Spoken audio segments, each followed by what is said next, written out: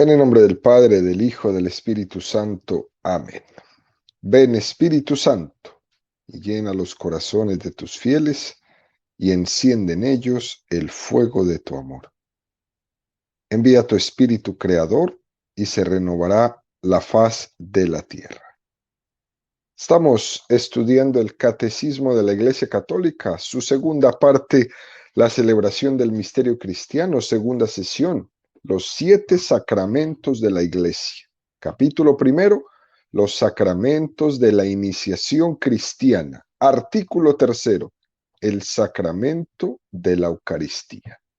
Estamos en el quinto apartado de este artículo, donde el Catecismo dedica 25 números al estudio del tema que tiene como título el sacrificio sacramental. El día de hoy vamos a profundizar en el número 1372 con el tema el memorial sacrificial de Cristo y de su cuerpo, que es la Iglesia. Estamos explicando el sacramento de la Eucaristía en sus 3 aspectos, como acción de gracias, Eucaristía como sacrificio, Eucaristía como presencia de Cristo. Para poder entender, queridos amigos, esto del sacrificio de la Eucaristía, nosotros debemos ponerla en el contexto. ¿Cuál es el contexto? Primero, el Antiguo Testamento como una espiritualidad sacrificial. Esta espiritualidad está como salpicando todas las partes distintas, los patriarcas, el tiempo de Moisés, los jueces, los reyes, los profetas. Esto salpica todo el Antiguo Testamento. Y hay un desarrollo en los ritos sacrificiales. Históricamente, al principio estos ritos son muy sobrios, pero después se van desarrollando con una teología mucho más profunda. Al principio son más rudimentarios los sacrificios. Se erige un altar, se hace una invocación a Dios y se hace un ofrecimiento de una ofrenda que podría ser un animal o un producto de la tierra. No hay un lugar fijo para realizar esa ofrenda y además ese sacrificio lo puede hacer cualquier persona. Según se va desarrollando la historia de Israel, ese sacrificio se va reservando al cabeza de la familia, al cabeza del clan o al cabeza de la tribu. Y finalmente ya bajo la monarquía se reserva ese sacrificio al rey. También en ese proceso se van eligiendo lugares más emblemáticos para que ese sacrificio sea todavía más significativo. Al final, bajo el reinado de Josías, el templo viene a ser como el único lugar donde se celebra esa actividad sacrificial y también queda reservado únicamente a los sacerdotes. Es importante, queridos amigos, entender que ya en el Antiguo Testamento existían entonces estas diferentes formas de sacrificios. El primero de ellos era el holocausto. Este tipo de sacrificio era desconocido en las religiones que rodeaban a Israel y consistía en que la víctima del sacrificio se quemaba completamente. Esto hacía que este tipo de sacrificio fuera algo sorprendente para los pueblos que rodeaban a Israel. Y en estos pueblos se ofrecían sacrificios a sus dioses, pero después se comían el animal sacrificado. En Israel se quemaba. Sin embargo, Israel, con este sacrificio de holocausto, lo que se ofrecía a Dios era todo para él. El pueblo ni los sacerdotes aprovechaban absolutamente nada de eso que se ofrecía en holocausto. El holocausto subraya mucho el sentido de adoración y el sentirse ante Dios pequeño. Dios lo es todo y Dios lo merece todo. Nosotros no nos quedamos con nada.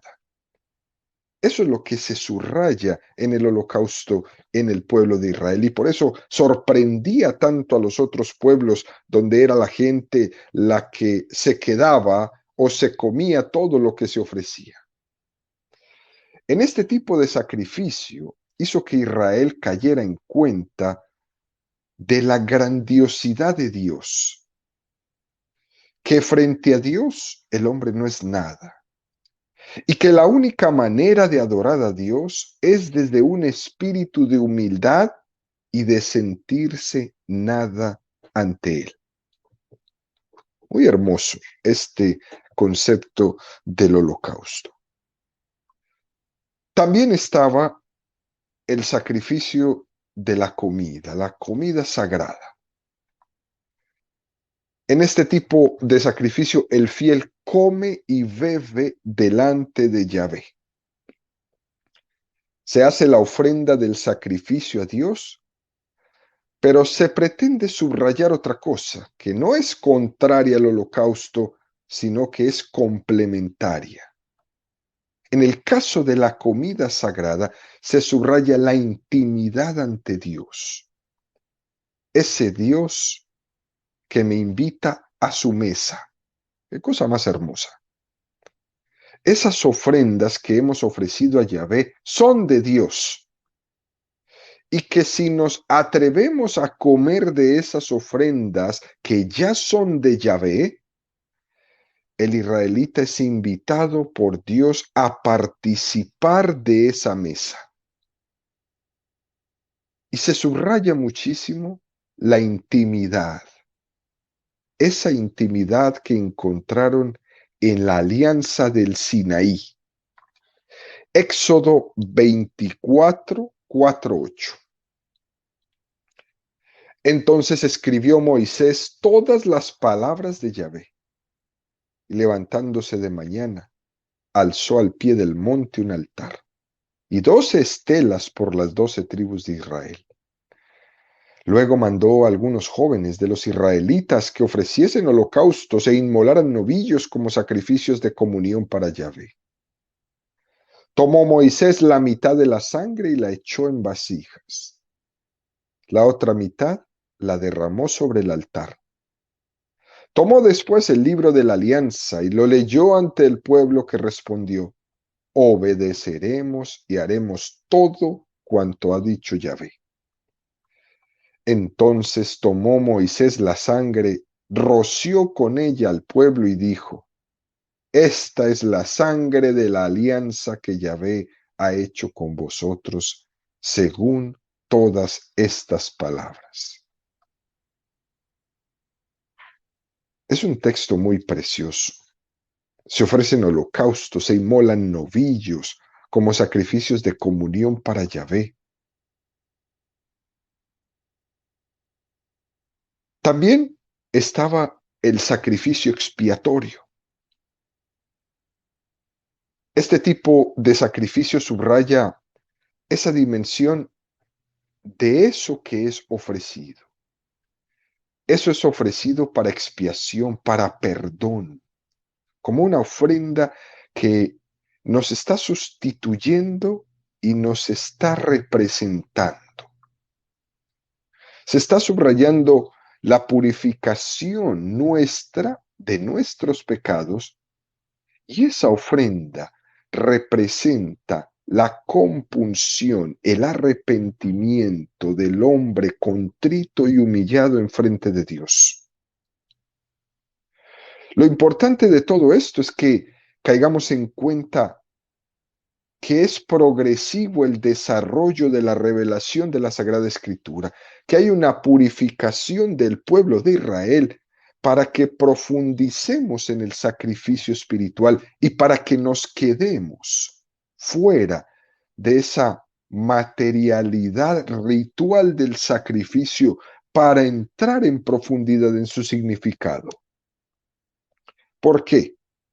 Porque siempre ha existido el riesgo de que el hombre hiciera del sacrificio como una especie de rito mágico, ese confiar en el rito por el rito, sin entrar en el misterio. Que lo principal de esa ritualidad es la expresión de un sacrificio espiritual y eso no lo podemos perder. Yo no voy a celebrar la Eucaristía por celebrar la Eucaristía. Hay que entrar en el misterio. ¿Por qué? En primer lugar, porque Dios no saca provecho de los sacrificios. No se trata de ofrecer sacrificios a Dios para tenerlo contento. Dios no necesita de mis sacrificios para ser Dios o para estar contento. Hoy día nos puede ocurrir eso. Uno puede tener esa concepción de ofrecer una promesa, un voto a Dios para que Dios esté contento. No, Dios no necesita de eso. Con mi sacrificio, sin mi sacrificio, Él seguirá siendo Dios. Es por mí. La realidad es que la ofrenda o sacrificio que podemos hacer a Dios no es buena para Dios, es buena para mí. Hay veces decimos, si Dios me ayuda a aprobar este examen, le prometo ir todos los domingos de Cuaresma a celebrar la misa. Pues no, eso a Dios no le da nada. El bien es para mí mismo. Ese ir todos los domingos de Cuaresma a celebrar la Santa Misa es un bien para mí. El favor no se hace a Dios, se hace a uno mismo. Por tanto, queridos amigos, habrá que tener cuidado de que nuestros ritos sacrificiales no sean una expresión de una falsa espiritualidad. Los ritos deben de hacer visibles los sentimientos interiores de adoración que tenemos. También los sacrificios que ofrecemos deben ser esos sentimientos visibles de esa actitud interior, de ese buscar esa intimidad con Dios. Todos esos sacrificios de comunión es para que hagamos de nuestra vida, nos hagamos cada vez más humildes ante Dios. Todos esos sacrificios expiatorios son para que nos hagamos cada vez más humildes delante de Dios.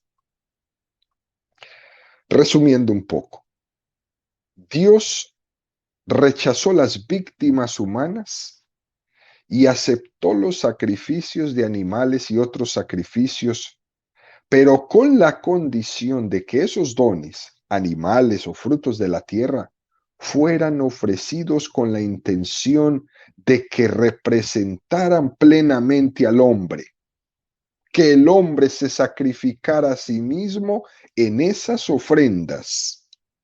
Por eso a Dios no se le puede ofrendar la miseria que me sobra, sino aquello que me cuesta. Cuando eso no es así, el sacrificio está vacío de contenido y no tiene la capacidad de hacer presente interiormente al hombre delante de Dios. No hay nada. Es el caso clarísimo de Abraham, cuando Yahvé le permite que sacrifique a su hijo Isaac y a cambio hace el sacrificio sobre el mismo altar, pero ya de un carnero. Esa disposición de Abraham es la disposición perfecta que todo creyente debe tener ante Dios. Entregar al Hijo, no nuestra miseria. Entregar al Hijo, no aquello que me sobra. El sacrificio ofrecido a Dios es grato en la medida en que nos represente verdaderamente. Si no es así, está vacío. Y si yo no ofrezco nada, después no hay bendición.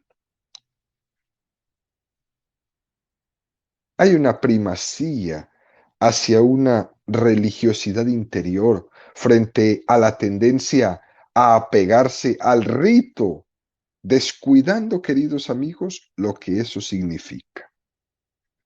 Por eso es muy importante entender lo que significa este ofrecimiento, este sacrificio.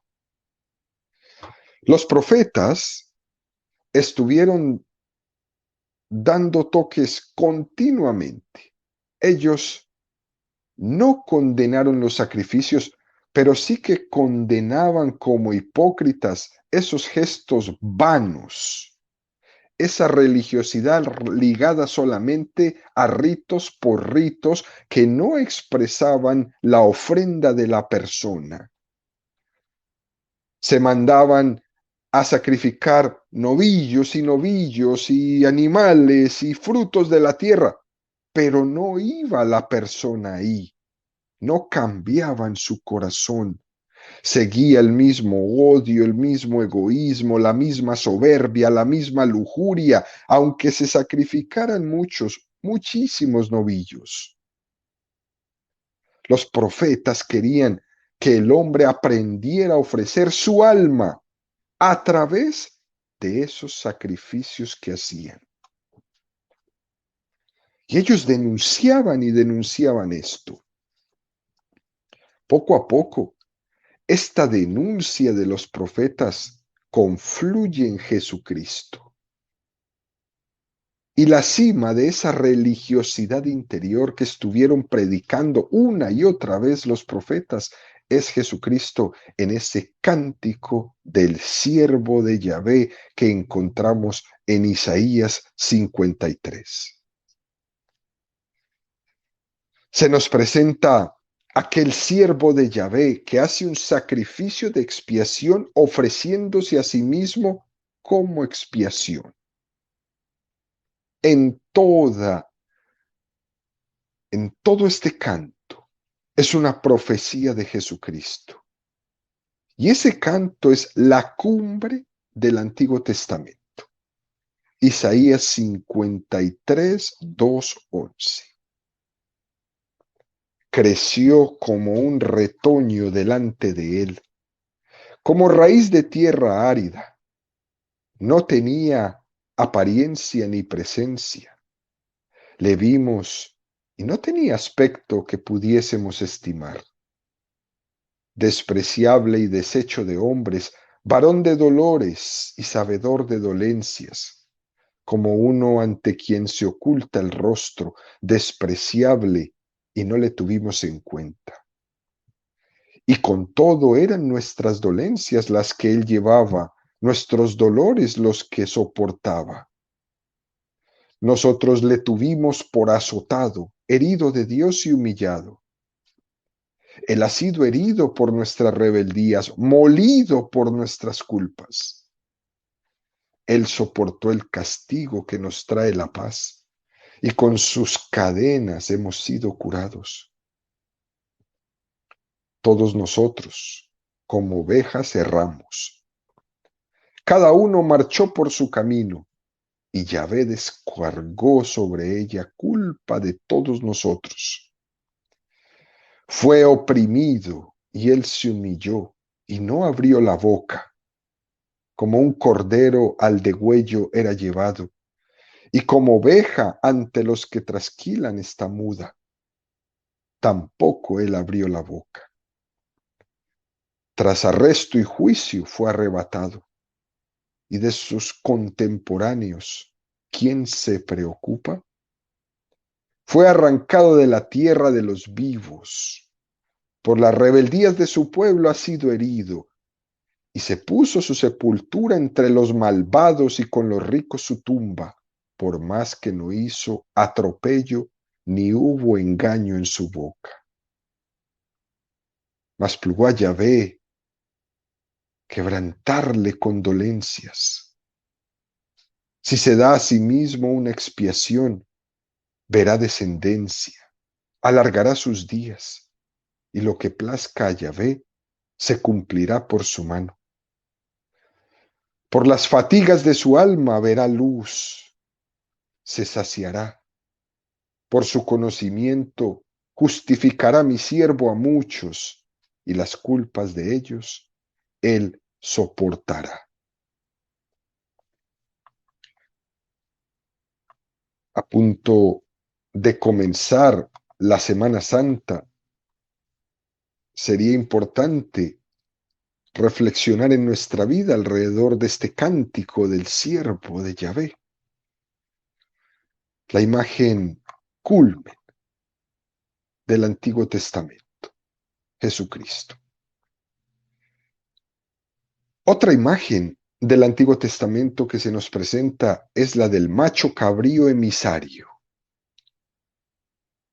Había una fiesta litúrgica donde el sumo sacerdote imponía las manos, como descargando en ese macho cabrío los pecados del pueblo, y después tomaban el macho cabrío, lo llevaban y lo abandonaban en el desierto a su suerte, como para que se llevara con él los pecados del pueblo y muriera en el desierto. Pero nosotros no nos hemos sentido tan identificados con esta imagen, principalmente porque ese macho cabrío no tiene la capacidad de santificarnos y de cargar con él el pecado sin que él destruya el pecado. Sin embargo, queridos amigos, la imagen del siervo de Yahvé sí tiene todo el significado para nosotros, porque es la imagen de alguien que cargando con el pecado nos santifica, expía nuestros pecados. Él ha sido herido por nuestras rebeldías, molido por nuestras culpas. Él soportó el castigo que nos trae la paz. Ese es Jesucristo. Entre el Antiguo Testamento y el Nuevo Testamento hay esta continuidad. De hecho, Jesús asume ese vocabulario sacrificial del Antiguo Testamento. Él se presenta como el siervo de Yahvé de Isaías, pero además él le da un contenido nuevo. Jesús se ofrece en sacrificio, pero él viene a dar su vida en expiación. Es un servicio de rescate el que él realiza con nosotros. Marcos 10, 44, 45. El que quiera ser el primero entre vosotros, sea esclavo de todos, que tampoco el Hijo del Hombre ha venido a ser servido, sino a servir y a dar su vida como rescate por muchos. Marcos 14, 23, 24. Tomó luego una copa y dadas las gracias se la dio y bebieron todos de ella y les dijo, esta es mi sangre de la alianza que es derramada por muchos. Él está haciendo referencia al pasaje en el que Moisés está sellando con la sangre la alianza del monte Sinaí. Rocía al pueblo con esta sangre y sella para siempre esta alianza. Y al mismo tiempo hay que decir que la ofrenda de Jesús es la realización perfecta y sacramental del Antiguo Testamento. Por eso, queridos amigos, estos son los tres tipos de sacrificios que hemos hablado hoy. El verdadero sacrificio de holocausto, el verdadero sacrificio de comunión, el verdadero sacrificio de expiación. El sacrificio de holocausto porque Cristo es consumido para gloria de Dios Padre en la cruz. No se reserva nada. Es sacrificio de comunión porque eso que se ofrece a Dios revierte en alimento para nosotros y ese alimento es la Eucaristía. Es sacrificio de expiación porque el sacrificio de Cristo expía nuestros pecados. Siendo esto así, nosotros podemos decir que hemos pasado de la figura a la realidad. Las múltiples alusiones a los evangelios, a los términos del Antiguo Testamento, descubre que estaba prefigurado y que se estaba preparando el sacrificio de Jesús en la cruz. El verdadero sacrificio es el eucarístico. Esa es la auténtica ofrenda. Jesús como sumo sacerdote funda, al igual que hizo Moisés, una alianza entre Dios y el pueblo. Y Moisés lo hace en el monte Sinaí y Jesús lo hace en el cenáculo, dejándonos la Eucaristía para siempre. Además, Cristo como sacerdote, el día de la expiación, realiza una acción purificadora. Lo mismo que se dice en la carta de los Hebreos que mencionamos en las catequesis pasadas, la lleva a cabo aboliendo verdaderamente el pecado. A diferencia del Antiguo Testamento, que se hacía un rito, pero sin capacidad de abolir el pecado, como hacían con el macho cabrío emisario. Por tanto, queridos amigos, el sacrificio de Cristo es más eficaz que todas las víctimas que se sacrificaron en el templo de Jerusalén. Todas. Porque los cristianos no tienen ya la pureza de la carne, sino la pureza de las conciencias. Así lo dice la carta a los Hebreos. Porque la purificación se hacía en el templo de Jerusalén, esa que se hacía pretendía purificar la carne o la piel, que se sentía sucia. Pero aquí lo importante no es purificar la carne, sino que lo importante es purificar nuestras conciencias delante de Dios. Es una purificación interior, es una espiritualidad interior. Esto es importantísimo para nosotros, que nosotros tenemos un templo en el que celebramos esa liturgia, y ese templo esa liturgia la celebra Cristo en el cielo. El lugar donde se ofrece este sacrificio ya no es el templo de Jerusalén, es el cielo. Ese es el santuario donde Cristo glorioso ofrece el sacrificio al Padre. Juan 4, 19, 23. Le dice la mujer: Señor, veo que eres un profeta. Nuestros padres adoraron en este monte, y vosotros decís que en Jerusalén es el lugar donde se debe adorar. Jesús le dice: Créeme, mujer, que llega la hora en que ni en este monte ni en Jerusalén adoraréis al Padre. Vosotros adoráis lo que no conocéis. Nosotros adoramos lo que conocemos, porque la salvación viene de los judíos. Pero llega la hora, ya estamos en ella, en que los adoradores verdaderos adorarán al Padre en espíritu y en verdad, porque así quiere el Padre que sean los que le adoren. Es el momento actual en el que Cristo está ofreciendo su sacrificio en el santuario del cielo.